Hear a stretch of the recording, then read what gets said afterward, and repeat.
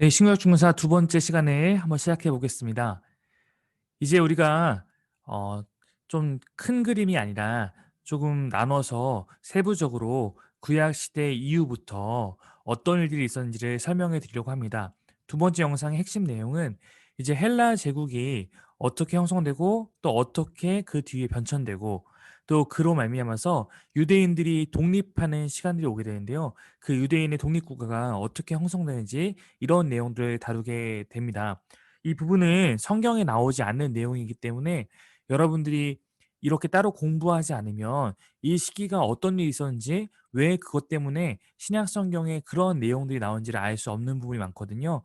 한번 이 내용을 같이 잘 살펴보면서 우리의 신구약 중간사에 대한 그런 지식을 좀 키우는 시간이 되기를 바랍니다. 한번 시작해 보도록 하겠습니다. 네, 다시 구약의 그 마지막부터 차근차근 한번 설명해 볼 텐데요. 페르시아의 통치 하에서 귀환한 백성들은 나름의 자치권을 허락받고 유대 땅에서 자신들의 그 신앙을 갖고 페르시아의 속국이 되어서 살아가게 됩니다. 페르시아는 그 이후에 유럽을 정복하려고 하지만 그리스의 도시 국가들, 뭐 우리가 잘 알고 있는 스파르타나 이런 여러 도시 국가들에 의해서 결국은 유럽으로 진출하지 못하고 막히게 됩니다. 우리가 알고 있는 영화 300이라는 영화를 보신 분이 많을 텐데요. 바로 이 내용이 페르시아의 왕이었던 크세르크세스, 우리 성경의 이름은 아하수에로가 나오고요. 이 아하수에로는 에스더 왕후의 남편이기도 하죠. 네, 그러니까 위에 있는 이 사진에 있는 인물이 아하수에로인데 저렇게 보면 굉장히 좀 끔찍하죠.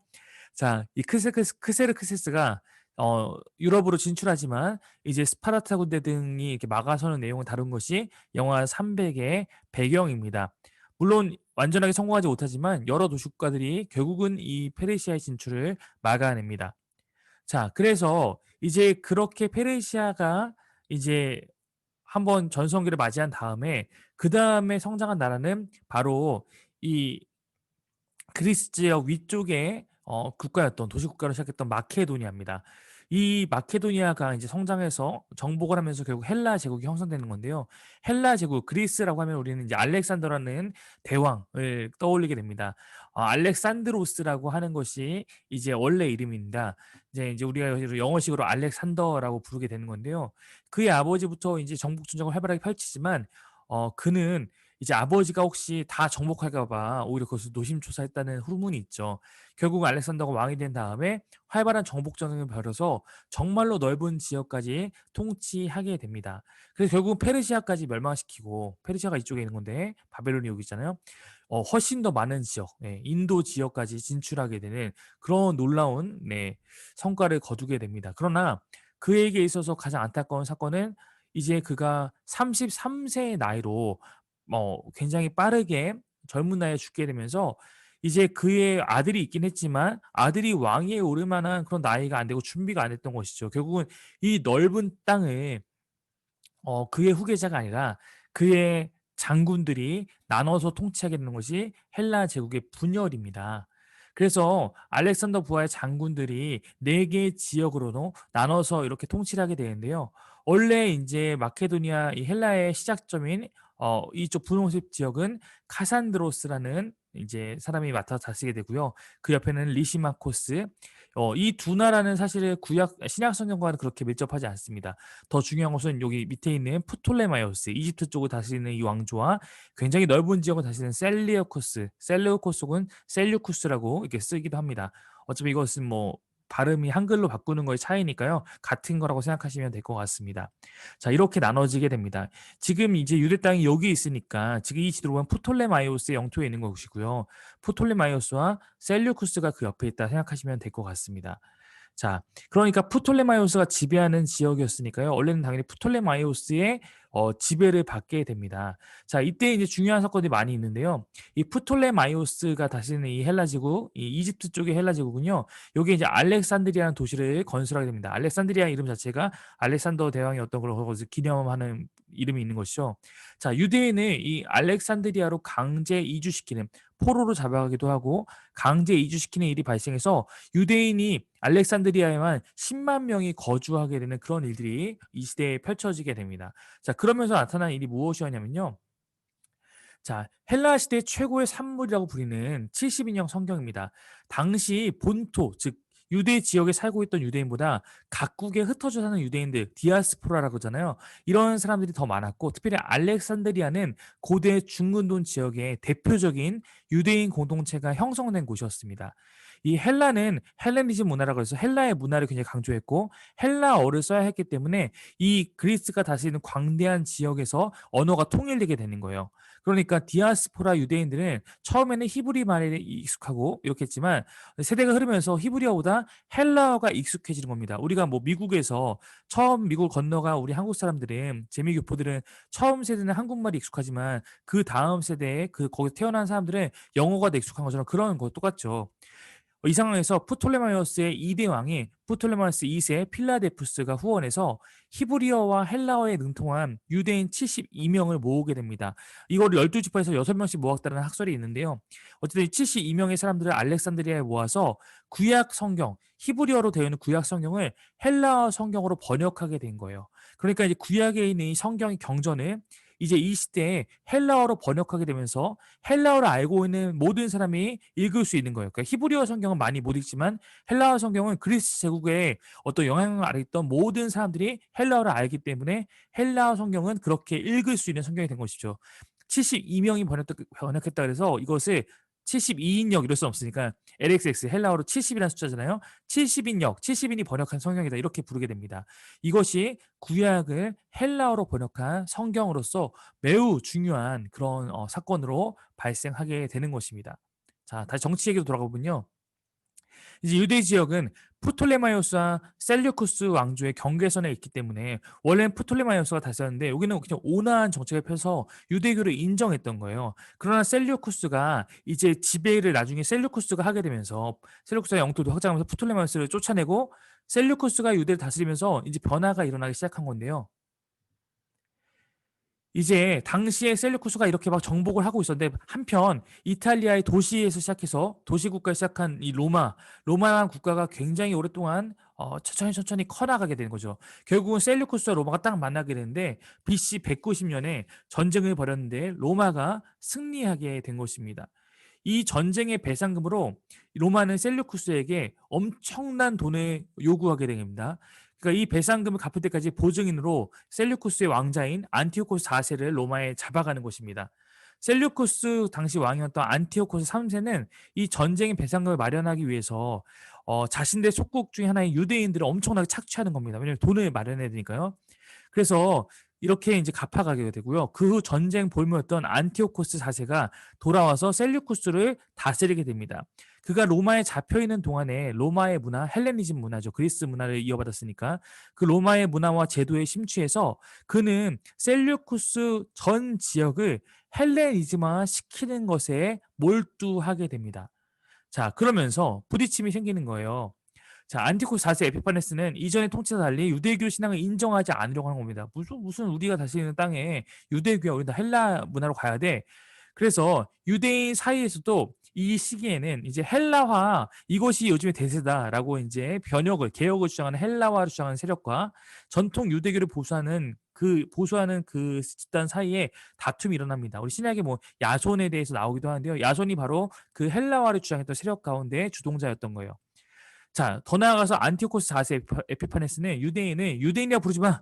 안티오코스인이라고 불러. 이렇게 하는데 급격한 변화를 막 주도해 가니까 이 급격한 변화 가운데 유대인들 가운데 당연히 반발심이 생기겠죠.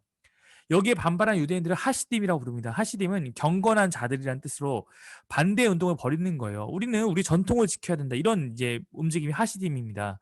안티오코스 자체는 로마와의 긴장감 속에 팔레스타인 지역에 대한 더욱 확고한 통치 기반을 갖추기 원했어요.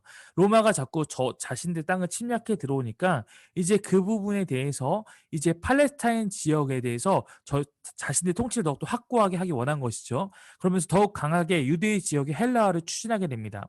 그러다 보니까 어떤 일이 벌어지냐면 유대교가 이제 계속해서 안식일을 고수하면 안식일 지키는 사람들 다 잡아서 죽이고 성전의 기구를 약탈하고 성전에 헬라의 제우스 신상을 세워서 이 헬라화를 추진하는 겁니다. 돼지를 잡아서 제물로 드리는 등 유대인들이 가장 싫어하는 모든 행위를 다 하니까 이 유대인들 안에 반발심이 엄청나게 생기고 있었던 것이죠.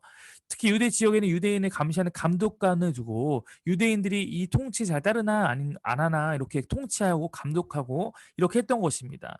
그러니까 이 반발심이 모여서 어떤 형태로 표출되냐면 유대의 원로 제사장 이제 마따디아스는 자신의 5 아들을 중심으로 반란을 일으키게 된 건데요. 이에 많은 유대인이 동참하게 됩니다. 이들은 이제 유대 안에 있는 헬라의 그 문화를 따르는 헬라파들을 처형시키면서 세력을 키워갑니다.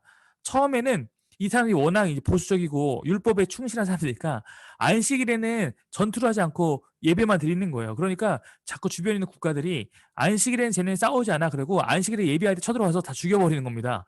그러니까 이제 규정을 바꿔요. 이거 예외의 규정. 이거 우리의 신앙을 지키기 위해서 안식일에도 전쟁이 일어나면 싸워야 된다. 그렇게 하면서 이제 이 마따디아스가 이제 이 반란군의 대표로 그의 셋째 아들인 유다 마카비라는 사람을 이제 대표로 세워서 이제 그들이 계속해서 이 싸움을 투쟁해 나갑니다. 이 사진이 이 그림이 유다 마카비에 대한 거예요. 이 사람이 굉장히 전투 능력이 뛰어났고 그래서 이 사람이 중심이 돼서 결국 이 성전을 다시 회복해서 그 셀류쿠스를 몰아내고 성전에 그 더러운 신상들을 다 파괴하고 이렇게 다시 성전에 자신의 그 유대교 신앙에서 되찾게 됩니다. 이것이 그 유명한 이제 수전적 한우카예요. 지금 보시면 이스라엘이 지금도 굉장히 어떻게 보면은 소중하게 생각하는 절기이고 신약 시대도 이거 지켜지고 있어요. 요한복음에 보면 예루살렘에 수전절이 이르렀다 나오는데요. 우리로 따지면 뭐 광복 독립기념일 이런 것처럼 이제 유대교 신앙을 회복한 그러한 절기라고 생각해서 그들 기쁨으로 지키는 그 해피 하누카 이렇게 나오기도 하죠. 그런 절기입니다. 자, 셀류쿠스가 다시 반격을 해서 이번에 유다 마카비가 또 죽게 됩니다. 그러니까 그의 동생 요나단 마카비가 반란군의 지도자가 됩니다. 근데 마침 이 시기에 셀류쿠스 왕조 내부에서 권력 투쟁으로 내분이 생기게 돼요. 그래서 이러한 상황을 요나단 마카비가 잘 외교적으로 활용해서 유다는 그 내분을 활용해서 점차 안정에 갖게 됩니다. 그리고 요나단 마카비가 죽게 되자 그 후에는 시몬 마카비라고 그의 형이 지도자가 됩니다. 자, 원래 하시딤 그 유대의 경건한 세력의 중심에 있는 하시딤은 처음에는 원래 대제사장관은 오니아스 가문이 맡아야 돼라고 해서 합법적 제사장 가문으로 그 가문만을 인정했지만 이 혁명을 그 가문이 주도한 게 아니라 마카비 가문이 주도했기 때문에 마카비 가문의 대표인 시몬을 정식적인 이제 유대의 대제사장 가문으로 인정하게 됩니다. 이로써 마카비 가문이 대제사장직에 오르게 되면서 군사 지도자, 종교 지도자가 모두 마카비 가문이 맡게 된 것입니다. BC 142년에 이 시몬은 계속해서 외교력을 발휘해서 결국 유대는 셀류쿠스 왕조로부터 완전히 독립해서 이제는 어엿한 독립 국가로서 인정받게 됩니다. 그래서 이제는 마카비 가문의 조상 하스몬의 이름을 따서 이 독립된 유대의 왕조를 하스몬 왕조라고 부르게 된 것입니다. 이 왕조가 142년부터 63년까지 이어지는 것입니다. 대제사장은 원래 세습이에요. 아버지가 대제사장이면 아들이 대제사장을 이어받는 거기 때문에 이 왕조가 이제 대제사장 가문이기 때문에 왕과 대제사장을 함께 겸직하게 되는 것입니다. 이 시몬 마카비의 아들이 요한 힐카누스 1세입니다. 이 왕은 셀류쿠스 왕조의 침공으로 계속 이렇게 다툼이 있긴 있었던 거죠. 옆에 있으니까 어려움을 겪지만 다시 재건 후 영토를 오히려 확장해서 옛 유대 지역을 대부분 확보하게 됩니다. 이때 바로 이 힐카노스 1세가 이둠의 에돔 지역을 정복하고 에돔 사람들에게 할례와 유대 율법을 준수를 하게 명하는 거예요. 그러니까 이 이둠의 사람들은 이 이후부터 할례도 행하고 유대 율법도 준수한 겁니다. 그러니까 자신들은 에돔 출신이긴 하지만 내가 유대인인가? 이런 이제 정체성 혼란을 갖게 된 거예요. 바로 헤롯도 그런 사람들 가운데 하나였던 거죠. 후에 등장하는. 자, 요한 헬카누스 1세는 사마리아를 정복하고 그리심 산에 있는 사마리아의 성전을 불태우게 됩니다. 이 일로 사마리아인들과 유대인들이 원수가 되게 되는 거예요. 그래서 신약성경에 보면 이 두 민족이 서로를 싫어하는 원수지간이 되어 버린 것입니다. 그는 계속 정복 전쟁을 벌여서 결국 다윗과 솔로몬 시대의 영토를 모두 회복하게 됩니다. 자, 그래서 보시면 이 지도에 보면은 여기 셀류크드 왕조가 있고 파르티아라는 큰 제국이 또 형성되고 아르메니아 뭐 이렇게 이제 있었던 것이죠. 그리고 여기 프톨레마이가 여기 있던 거고요. 여기가 이제 지금 유대 하스문 왕조의 땅인데 지금 다윗과 솔로몬 시대까지 다 회복한 거예요. 작아 보이지만 여러분 원래 유대는 굉장히 작은데 이 정도면 굉장히 커진 상태입니다. 자, 이제 이때 이 시기에 중요한 거 신약에 갈 때 우리가 중요한 부분이죠. 바로 바리새파와 사두개파가 이 시대의 시기부터 계속해서 분쟁을 하게 됩니다. 두 집단이 사이가 원래 굉장히 안 좋아요. 이 두 집단이 계속 싸우면서 처음으로 이들이 함께 손을 잡은 것이 바로 예수 그리스도를 죽이는 사건에서 둘이 서로 친구가 됐다라고 말하죠. 바리새파는 원래 하시딤이라서 유대교 전통을 추구하는 그런 사상이었고요. 사두개파는 헬라파 유대인들이었습니다. 원래 힐카누스 이 왕은 하시딤 계열이었는데 후에 점점 헬라식 통치를 해나가는 거예요. 왕이 되고 나니까. 다른 어떤 나라들이 헬라식 통치하는 거 보면서 따라가게 된 거죠. 그러니까 사두개인들과 더 가까워지고 원래 이 마카비 왕조의 기반이었던 바리새파와는 점점 멀어지게 되는 것입니다. 당연히 히카루스가 그렇게 할수록 바리새파가 싫어하고 거기에 대해서 태클을 걸고 이러면서 왕과 서로 이게 분열이 되는 거죠. 힐카누스가 죽은 다음에 아내가 왕이 되고 그 대제사장직은 아리스토블루스 1세라는 아들에게 넘깁니다. 왜냐면 여자는 대제사장 맡을 수 없기 때문이요. 근데 아리스토블루스 1세는 어머니를 죽이고 자기가 왕과 대제사장을 다 독재하게 됩니다.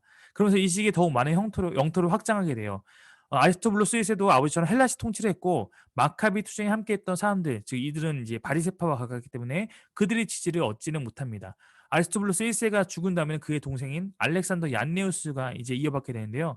아리스토블루스의 아내가 살로메 알렉산드라인데 그가 이제 그 남편이 죽으니까 동생과 재혼을 한 거예요. 그래서 동생이 이 아내의 도움으로 살로메 알렉산드라의 도움으로 왕위에 오르게 된 겁니다. 그때 이때도 계속해서 정복구 전쟁을 벌여서 다윗과 솔로몬 시대의 영토까지 회복했는데 이제 얀네우스 왕은 율법을 굉장히 우습게 여겼으므로 바리새파와 더욱 심한 갈등을 겪게 됩니다. 결국 바리새파가 반란을 일으키니까 얀네우스가 바리새파 유대인 6천 명이나 죽이는 등 엄청난 갈등이 이 시대에 벌어지게 됩니다. 그러나 끝내 죽기 직전에 바리새파와 화해를 하게 돼요. 그래서 얀네우스가 죽은 후에는 이제 원래 그의 부인이기 전에 그의 형의 부인이기도 했던 이 살로메 알렉산드라가 왕위를 계승합니다. 그러나 여자는 대제사장을 할 수 없으므로 살로메 알렉산드라의 장남인 힐카누스 2세가 대제사장직을 맡습니다. 아까 얘기했듯이 바리새파와 다시 친밀해졌어요. 화해했어요. 그래서 이 시기에는 이제 이들이 이 왕조가 어 다시 사두개파를 버리고 바리새파 쪽으로 가게 되면서 바리새파가 훨씬 큰 영향력을 발휘하고 바리새파는 힐카누스 2세를 적극적으로 지지하게 됩니다. 그럼 사두개파는 당연히 또 이 반발심이 있겠죠. 바로 이 사두개파가 그래서 왕으로 밀게 된 것이 그의 동생인 아리스토블루스 2세입니다. 그래서 힐카누스 2세와 동생인 아리스토블루스 2세가 이제 바리새파와 사두개파의 서로 지지를 받으면서 엄청나게 계속해서 정권 다툼을 벌이게 된 겁니다. 처음에는 힐카누스 2세가 왕위를 차지하지만 아리스토블루스 2세가 반격해서 왕의 자리와 대제사장 자리를 다 차지하게 됩니다. 그러나 또 힐카누스 세력이 아리스토블루스 2세의 가족을 인질로 잡는 등 첨예한 대립 끝에 아리스토블루스가 왕, 힐카누스가 대제사장직을 맡는 것으로 합의하고 뭐 서로 자녀들을 결혼시키기도 하고 이런 명목상의 합의를 하게 됩니다. 그러나 계속해서 다툼이 심했어요. 이 중에 힐카누스 2세의 그 참모 가운데 등장하는 사람이 바로 헤롯 안티파트라고 하는데 바로 여기서부터 이제 헤롯 가문의 이야기가 시작되는 겁니다. 다음 영상에서는 그 이야기부터 시작하도록 하겠습니다.